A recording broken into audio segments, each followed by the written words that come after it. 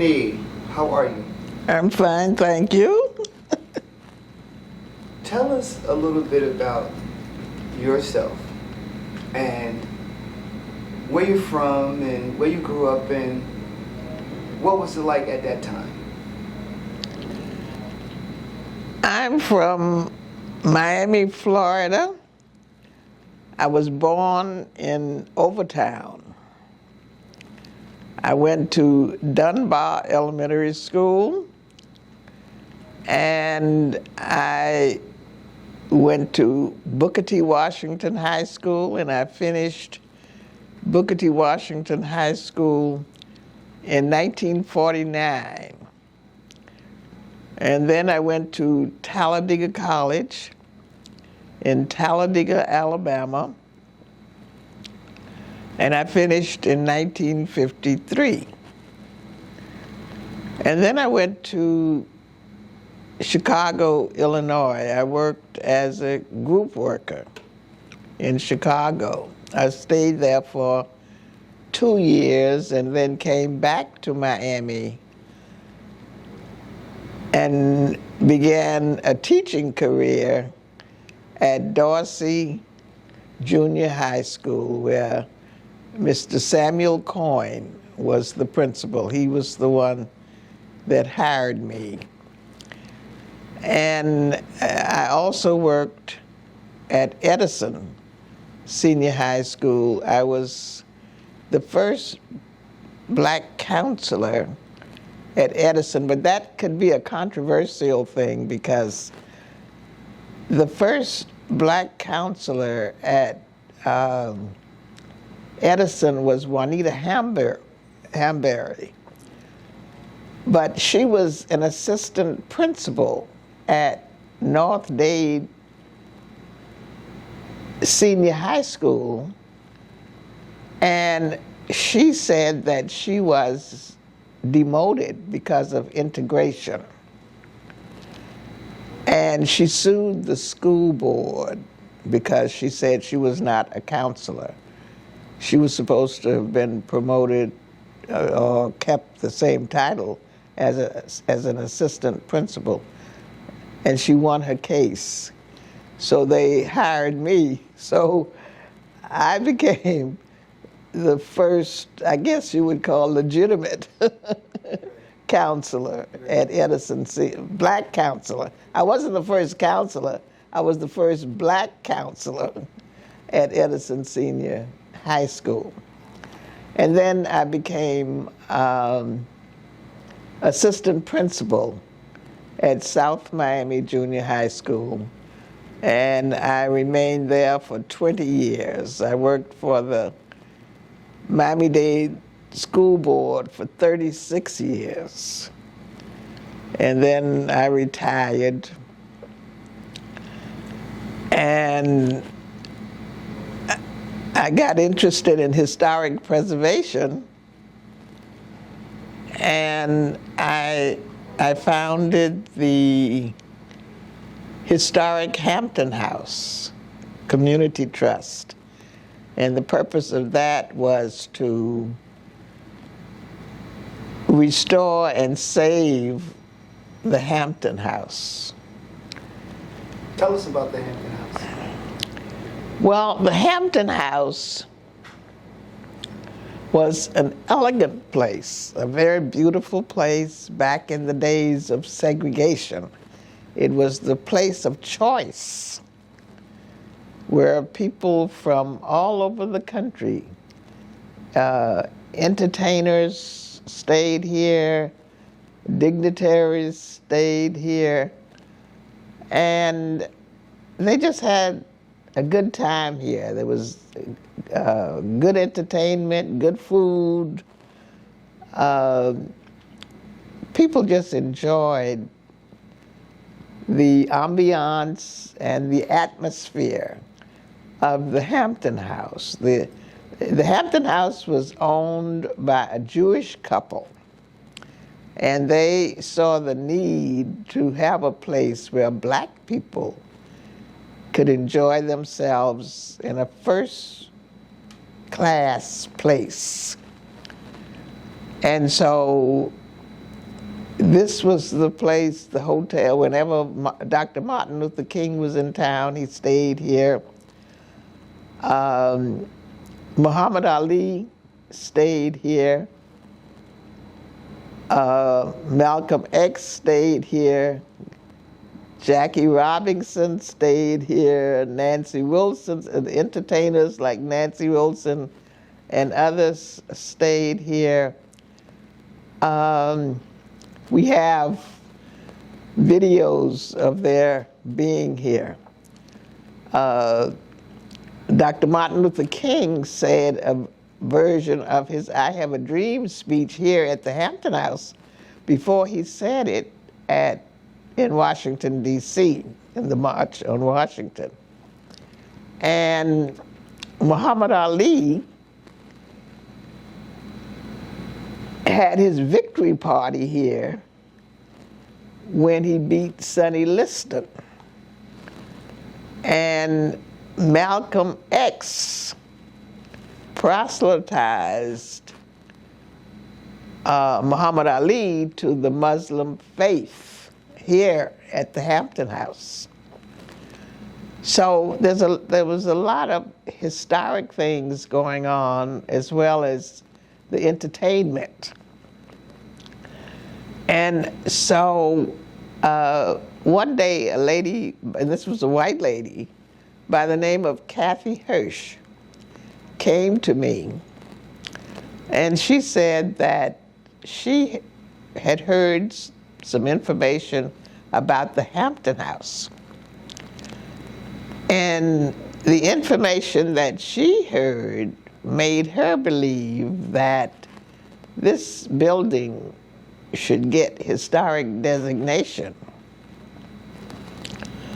And she was wondering, somebody told her to contact me to see if a group that I was working with would sponsor the historic designation of the Hampton House.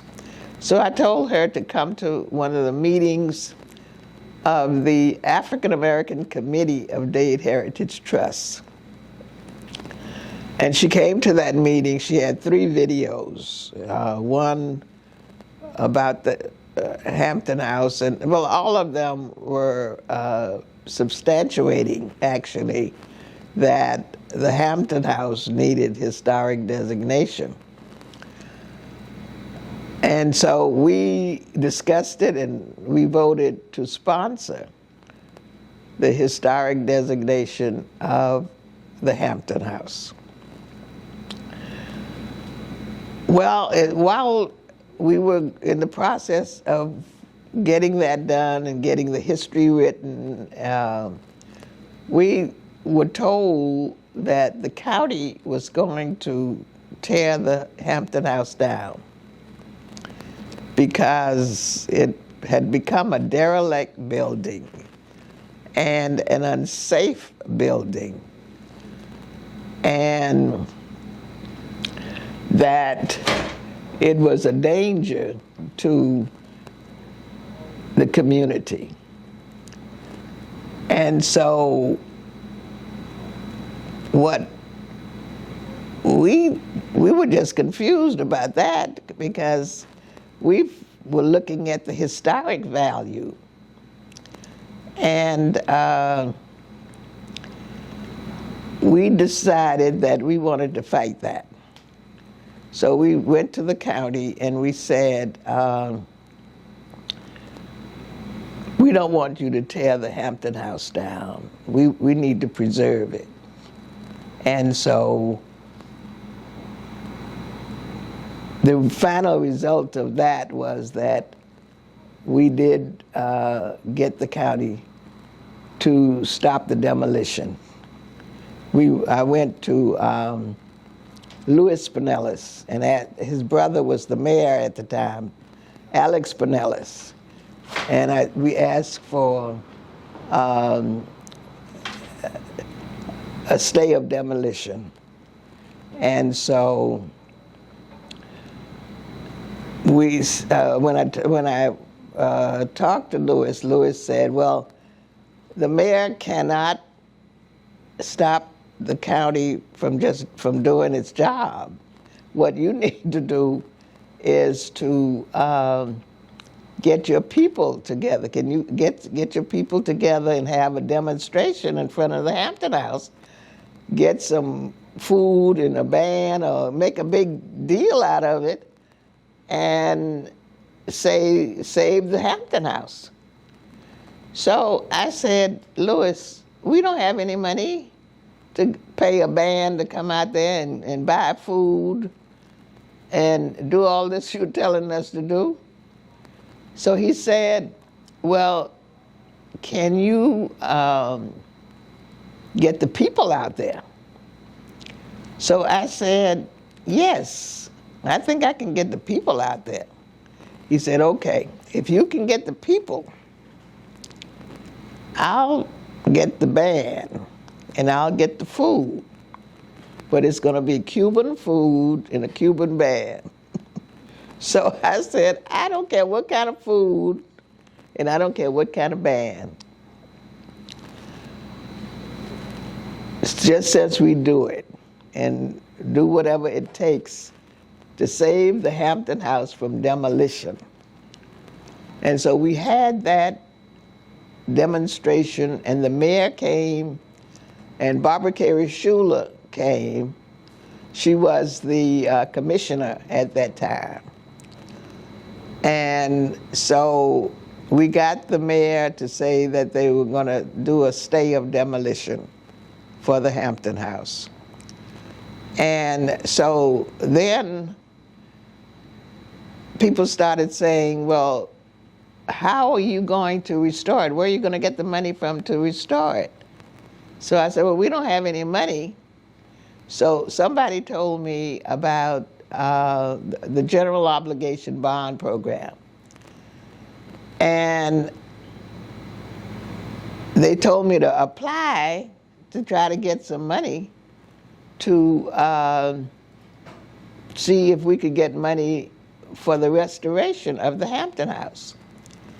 So I got the application, but when I got the application, I didn't know how to fill it out because it was asking you what you're going to do with the money. So I couldn't say what we're going to do with the money. That required an architect, and I'm not an architect. So I went to Richard Heisenbottle.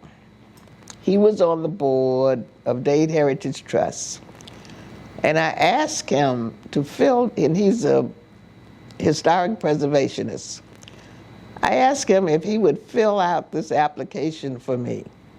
So he told me that he would have to come to the Hampton House and go over it to see what the needs were. So I met him here at the Hampton House, and when I saw him, he came in his GQ suit and his Mercedes-Benz, and this place was filthy and nasty. And I apologized to him for not telling him what condition the Hampton House was in. So he said, oh, that's okay. And he went all over this place. And he filled out the application for me and signed it. And so that meant a lot. And when we found out that we had been accepted in the general obligation bond program for $4.7 million, we were very happy. But the county took so long to put the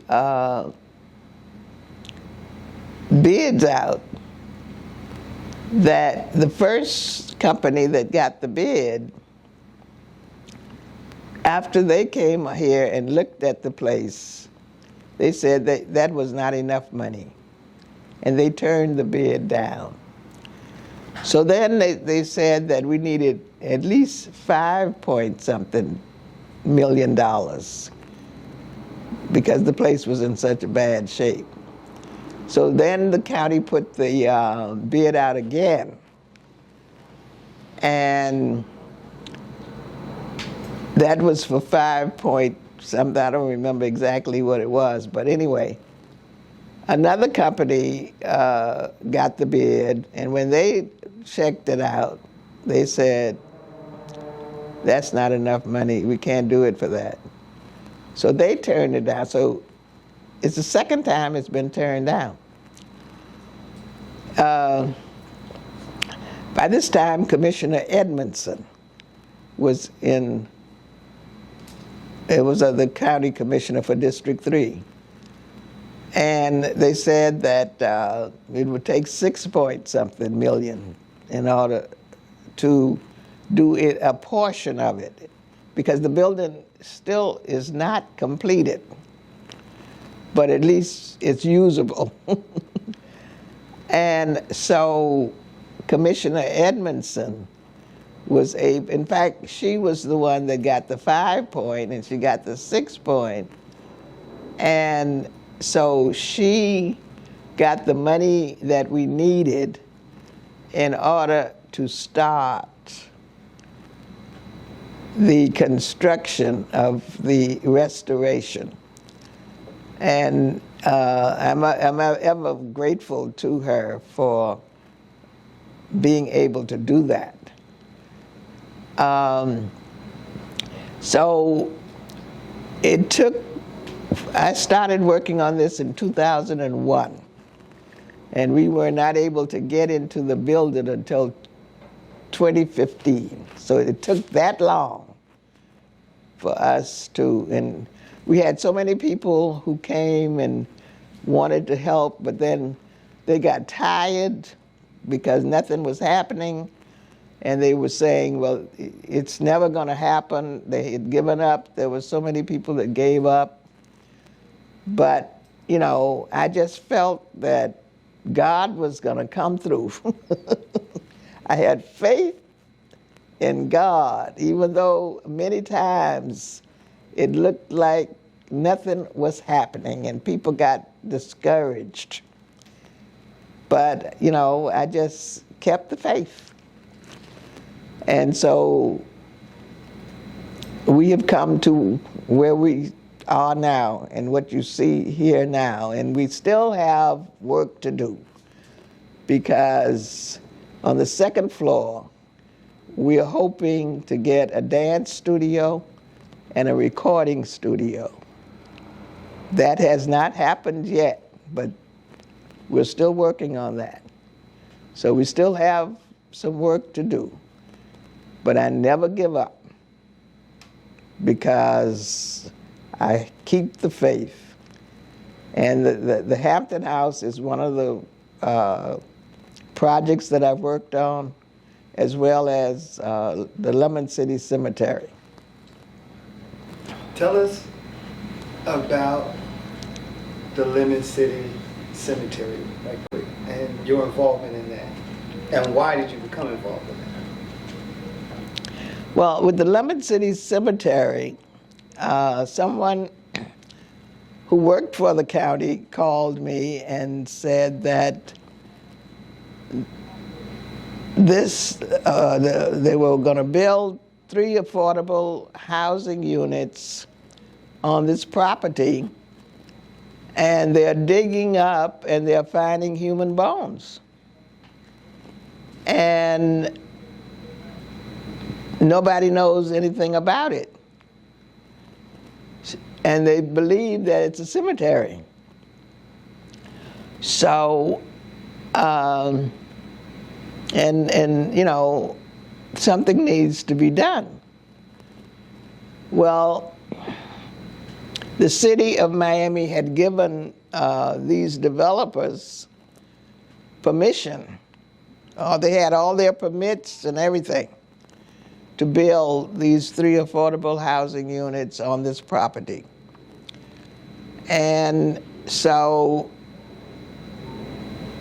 they were saying you know, they weren't sure that they were human bones. And that, but then the medical examiner said they were human bones and that they were black people. So I really didn't want to get involved in that because I had enough problems dealing with the Hampton House. But there were people who said that they felt that I was the only person that could really do something about it, because they felt that it should be stopped. And these developers have a lot of money and have a lot of power, and it's going to be difficult to stop that. So we had to prove that it was a cemetery. I received a list of 523 names from Larry Wiggins, a genealogist, that proved that this was a cemetery. It had the names of people there. And so I said, it's a cemetery. We can't have people building on a cemetery. It's a disrespect to the dead. Well, one building was almost halfway up. And so what actually happened was that building, there was a compromise, and that building was finished. But I said, you got to move these other two buildings. You cannot put those other two buildings on that property. And as we were working on moving the two buildings, I was getting telephone calls from people saying, could you look up look on the list and see if my grandparents are there, or, you know, people wanted to know if they had relatives buried there. And I was, one of the times that I was looking for, I think it was Dr. Hollington Hanna. And I said, well, he said he wanted to know if his grandfather was buried there. And I said, I'll look and see. And I was looking. I said, well, what was his name? He said, James Cunningham. So I'm looking in the C's, and I find John Clark. John Clark was my grandfather. And I said, John Clark, that was my grandfather's name. And I'm looking at the information there, and where it said spouse, it said Melvina Clark. That was my grandmother. That's who raised me. And I did not know that my grandfather was buried at the Lemon City Cemetery. And I was so moved by seeing my grandfather's name in print and my grandmother's name in print that I almost couldn't talk to him anymore. So I told him, I took his name, number, and I said, I'll call you back. And I couldn't explain to him what was happening to me, what was going on with me. And so I did that. But then I said, oh, this is a fight now, because my grandfather is buried in the Lemon City Cemetery. And you know, I felt that my grandfather was operating me, was working through me from heaven to reveal what was going on. And we came to a compromise, and they moved the other two buildings to someplace else. And they made the space a memorial garden, And I said I wanted the human bones returned that were in the medical examiner's office. I want them returned to this cemetery because they wanted to put those human bones in a regular cemetery that was open. I said, no, you dug them up from this cemetery. Their families buried them here, and I want them back here. And so they said, okay. And we had a reinterment service. The human bones were placed in 2 caskets. Range Funeral Home took care of it. And we had a reinterment service out there at the Lemon City Cemetery. And most of the people were from the Bahamas. Most of the people that were buried out there in the Lemon City Cemetery were from the Bahamas. They were the pioneers. They were the people who did all the menial work in Miami to make Miami what it is today. They beautified, they did the gardening work, they did the farming. They showed what to do with the coral rock and how you could build houses with coral rock. And, you know,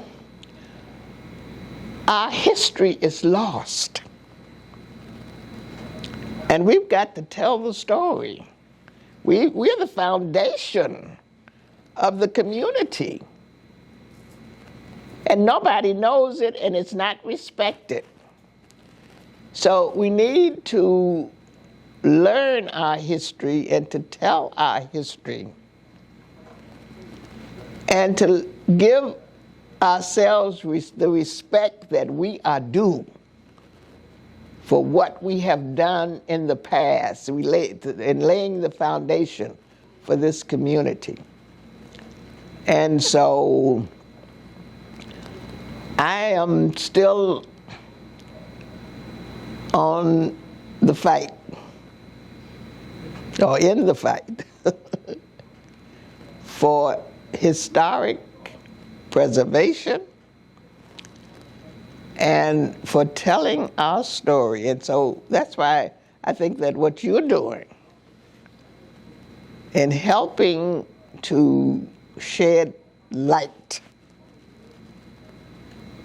on the foundation of our community, on the culture of our community, on the heritage of our community, on the legacy of our community.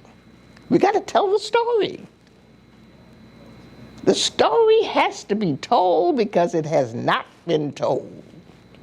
And we got to give ourselves respect. And this is the only way we're going to do it. So I congratulate you on what you are doing to help in telling the story. And for the camera, please state your name.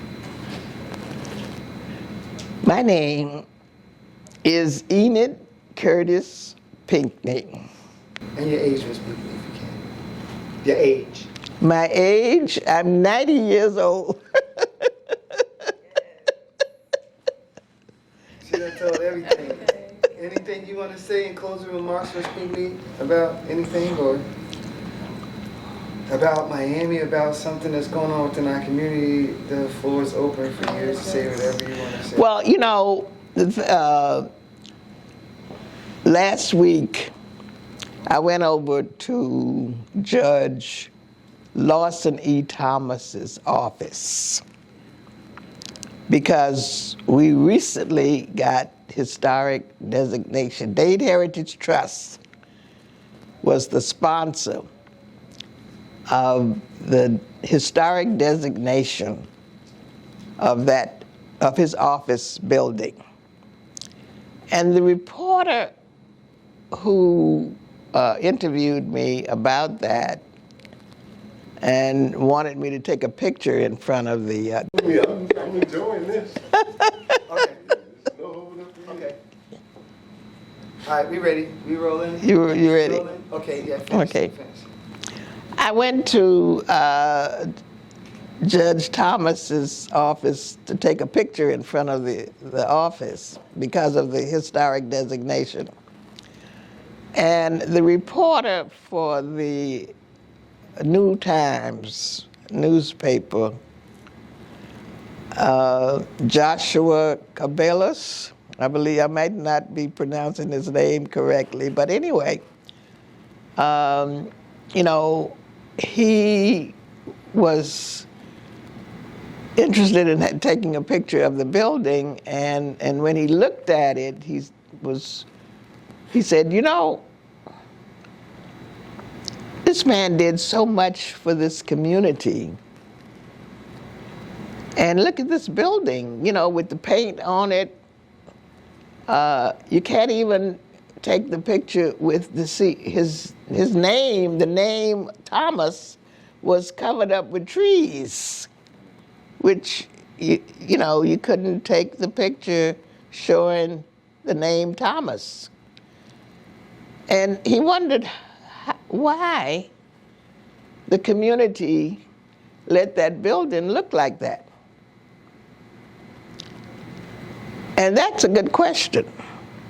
Why do we let our history look like that? Why are we not doing anything about it? And that's what I want to say. That's the question that I want to ask people in Miami. Why are we not respecting our history? Why aren't we not doing more about shedding or spreading our history so that the young people can understand from whence they have come? And I want somebody to answer that.